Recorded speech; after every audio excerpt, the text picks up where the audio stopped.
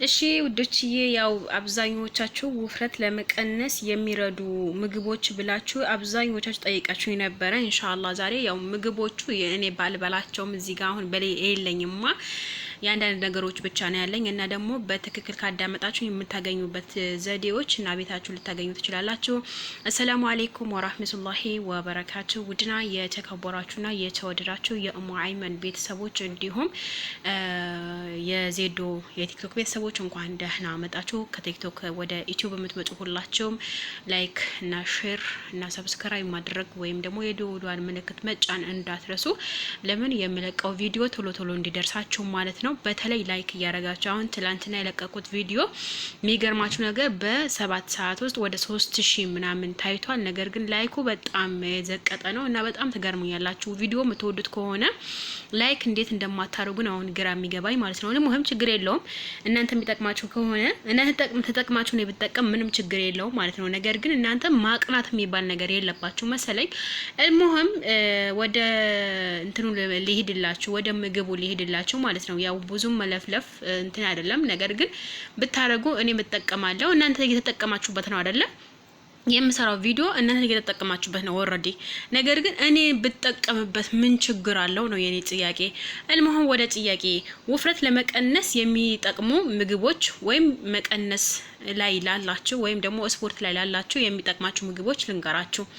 አንደኛ የምትመገቡት ብዙ ጊዜ ላችኋለሁ ምግብ ከተመገባችሁት በኋላ አረንጓዴ ሻይ በሎሚ አድርጋችሁ ብትጠጡ እጅግ በጣም አሪፍ ነው። ለውፍረት ደግሞ በጣም በፍጥነት እንድትከሱ ያረጋቸዋል ማለት ነው።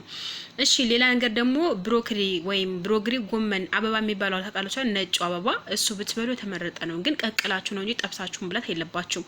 ጠብሳችሁ የምትበሉት ከሆነ ዘይት ምናምን ስላለበት ለዛ ውፍረቱ ተጨማሪ ነው እንጂ የምትቀንሱ አይመስለኝም። ስለዛ እኔ ጠብሼ ሳይሆን ቀቅዬው ነው የምበላው ካለ ከመጣልኝ ማለት ነው። ግን እኔ አብዛኛው ምግቤ ታውቁታላችሁ ወይም ሰላጣ ወይም በቱና ወይም ደግሞ የተቀቀለ እንቁላል ወይም ደግሞ ትንሽ ርዝ ወይም እንደዛ ነው የምበላው ምግቤ ማለት ነው። አልহামዱሊላህ ብቻ እኔ አልহামዱሊላህ ረቢል ዓለሚን ቦታዬ መቀነስ ምናምን ስለማልፈልግ ይሄ ሁሉን ያስጨንቀኝ ውፍረቴ ማለት ነው።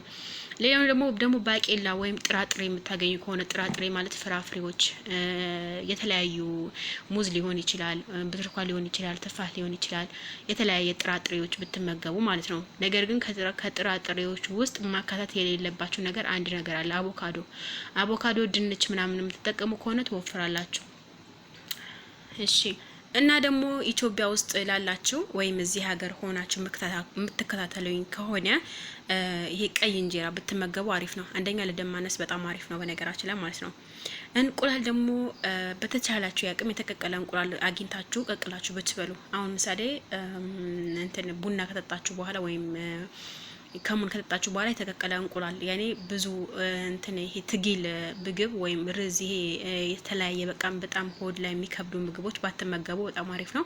የተቀቀለ እንቁላል በጣም አሪፍ ነው ማለት ነው። እና ደግሞ የአሳ የቱና ይሄ ምናምን ምንድነው የሚባለው ማለት ነው፣ ቱና ምናምን የሚባለው አሳ ምናምን ካገኛችሁ ለስፖርት በጣም አሪፍ ነው። በነገራችን ላይ እኔ ቱናው ስለማገኘው ቱናው ከሰላጣ አርጌ ወይም በቃ ምግቤ እንደዚህ ቱና ምናምን ስለማገኝ ቱና በላለሁ ማለት ነው።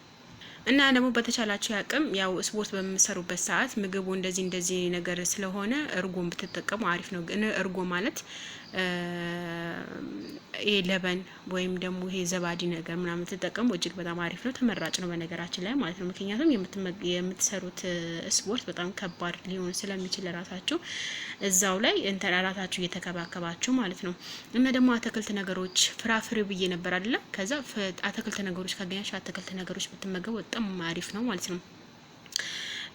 እና ደግሞ ብዙ ጊዜ የሚለው ነገር ነው ያለኝ የሚያከሱ ነገር ከተጠቀማችሁ በኋላ ላይ በጣም ሆዳችሁ የሚከብደው ምግብ ባትመገቡ እጅግ በጣም ተመራጭ ነው።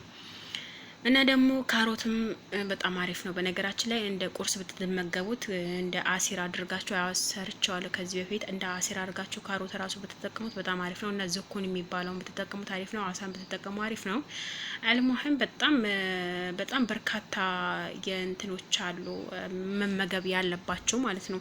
እና ደግሞ በዚህ ሰሞን የሰራሁት ቪዲዮ ላይ እጅግ በጣም አመሰግናለሁ። በጣም ጥሩ አስተያየት እየመጣልኝ ነው።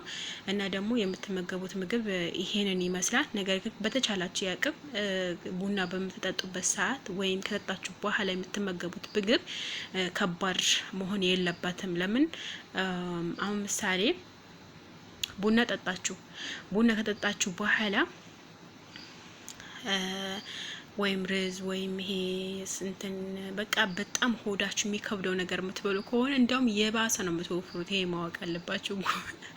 እና እኔ ብዙ ጊዜ ላለውኝ እና ቲክቶክ ላይ ብዙ ጊዜ ያስረዳለሁ። በነገራችን ላይ ብዙ ጊዜ ያው የማይረዳም ሰው አለ፣ የሚረዳም ሰው አለ። ነገር ግን እኔ እንጃ ለምን እንደማትረዱኝ አላውቅም። እና ምሳሌ አሁን ከሙን በራሱ ጊዜ አይደለም የሚያከሳችሁ፣ ወይም ቡናው በራሱ ጊዜ አይደለም ቦርጭ የሚያጠፋላችሁ። እናንተ ጥንቃቄ አድርጋችሁ ጥንቃቄ ካላደረጋችሁት አሁን ምሳሌ ቡና ትጠጣለች አንድ ልጅ ማለት ነው። እኔ የነገረችኝ ነው የነገርኩት። አንድ ልጅ ቡና ትጠጣለች በሎሚ እየጠጣች ምግብ ማለት ነው ኦቨር ትበላለች። የሚገርማችሁ ነገር ሆዷ ጥግብ እስከሚድረስ የታባቱ ብላ ትበላለች። ከዛ መጨረሻ ላይ ከየባሰ ቦርጯ ዘጭ ብሎ ወጣባት። ለምንድን ነው የሆነው? አንደኛ ነገር ምግቧ ስላላስተካከለች ነው። ገብታችኋል አይደለም?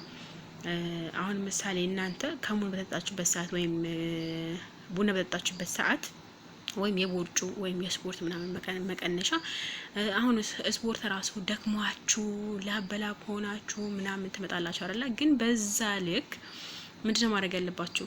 ምግባችሁ ሰላጣ፣ ፍራፍሬ፣ ይሄ ግን መራቅ ያለባችሁ ነገር ድንች፣ አቮካዶ በጣም ነው የሚያወፍሩ እና ደግሞ ከኋላ ያመጣል። ይሄ ማወቅ አለባችሁ። እና ደግሞ አንዷ በጣም ደስ ያለኝ ነገር እንደውም በዚህ ሰሞን አልነገርኳችሁም። ያው በነገራችን ላይ ቃል ገብቼ ነበረ በየቀኑ የሚመጣልኝ የምስጋና ቪዲዮ ሰራላችኋለሁ ብዬ ነበረ። ነገር ግን አልተመቻቸልኝም የኔ ውዶች፣ ከይቅርታ ጋር ኢንሻአላህ ይዤ እመጣለሁ ካሁን በኋላ አንዳንድ ቪዲዮ። በነገራችን ላይ የሚሰራው ስራ ራሱ በጣም ከባድ ነው። አሁን ቲክቶክ ላይ የሚመጣ አስተያየት፣ የሚመጣ ምስጋና፣ የሚመጣ በቃ እንደዚህ ሆንኩ ዜዶ እንደዚህ ስሪ፣ በቃ ብዙ ነገር ሊመጣ ይችላል። ግን ቃል ገብቼላችሁ ነበር በየቀኑ በየሳምንቱ አንዳንድ ቪዲዮ የምስጋና ቪዲዮ ይዤላችሁ እመጣለሁ ብዬ ነበረ። ግን በቲክቶክ ላይ እየሰራሁበት ስለሆነ ይሄን ያክል አስፈላጊ አይደለም ዩቲዩብ ላይ ብዬ ነው። እና ደግሞ እኔ ተጠቅሜ እናንተ ስለጠቀምኳችሁ በጣም ደስ ብሎኛል። ቪዲዮ የምትወዱት ከሆነ ደግሞ ላይክ፣ ሼር አትርሱ። እና ደግሞ ለጓደኛሽ ማካፈል ምንም ችግር የለም። ለጓደኛሽ አካፍለሽ አንቺ ተጠቅመሽ እሷን በተጠቀምበት እና ደግሞ እኔ ተጠቅሜ እናንተ እስከተጠቀምኩ ድረስ እናንተም ደግሞ ለብዙ ሰው ሼር አድርጉልኝ፣ አበረታቱኝ። በቃ ብዙ ነገር እንድሰራ ማለት ነው። እና ትላንትና ስለ ቅንድብና ስለ ቢቢኤር እና ስለ ጸጉር የሰራሁት ቪዲዮ እጅግ በጣም ወዳችሁታል። አመሰግናለሁ ማለት ነው። እኔ ወላሂ እንደዚህ ተወዱታላችሁ ብዬ አይደለም የምሰራው ቪዲዮ። መሰለን አሁን ይሄ ቪዲዮ ቫይራል ሊወጣ ይችላል። ነገር ግን እኔ ካልጠበቅኩት በላይ ነው አልሐምዱሊላህ እየወጣልኝ አለው። ግን አንዳንድ ጊዜ ለአላህ ምን ብዬ ማመስገን እንዳለብኝ አላቅም። ብቻ እኔ እንጃ ቃላት የለኝም። ሀቂቃ ነው የምላቸው። አንዳንድ ጊዜ እናንተ ባላሰባችሁት በኩል የሆነ ነገር ሲመጣላችሁ ወይም ባላሰባችሁት በኩል የሆነ ነገር በቃ ሰው መጥቶ እወድሻለሁ፣ በርቺ፣ ጠንክሬ፣ ጎበዝ ነሽ ምናምን ሲሏችሁ እንዴት ነው በቃ እኔ እንጃ ሌላ አይነት ስሜት ውስጥ ነው የገባሁት ትላንትና። በጣም ነው ማመሰግነው የኔ ውዶች። እና ደግሞ አንዳንድ እህቶቼ ለፊት ለጠቋርቋርና እና ደግሞ በተለይ ውፍረት ከከሳን በኋላ የሚወጣው ሰንጠረዝ ይሄ ለሸንተረር ምናምን ስሪልኝ ብላችሁ ነበረ። ባለፈው ሰርቼላችኋለሁ፣ ግን እሱም ብዙም አይደለም፣ ግን ለውጣለን ግን ብዙም አይደለም ብላችሁኛል። ኢንሻአላህ ደግሞ ሌላ ነገር እሰራላችኋለሁ ቢዝኒላህ ታላ ሲመቻችልኝ ቪዲዮ ከመስራት ወደ ኋላ አልልም፣ ለእናንተ ለማስደሰት ማለት ነው። እና ደግሞ ይህን ቪዲዮ ከወደዳችሁት ላይክ እና ሼር፣ ሰብስክራይብ፣ የደወል ምልክት መጫን እንዳትረሱ። ይህንን ይመስላል የዛሬ ቪዲዮ። ጥያቄ ካልገባችሁ እንደገና አሁንም እሰራላችሁ የምትፈልጉት ነገር ካለ ንገሩኝ። ኢንሻአላህ እሰራላችኋለሁ፣ ወደ ኋላ አልልም የኔ ውዶች። እወዳችኋለሁኝ። መልካም ቀን ተመኘሁላችሁ።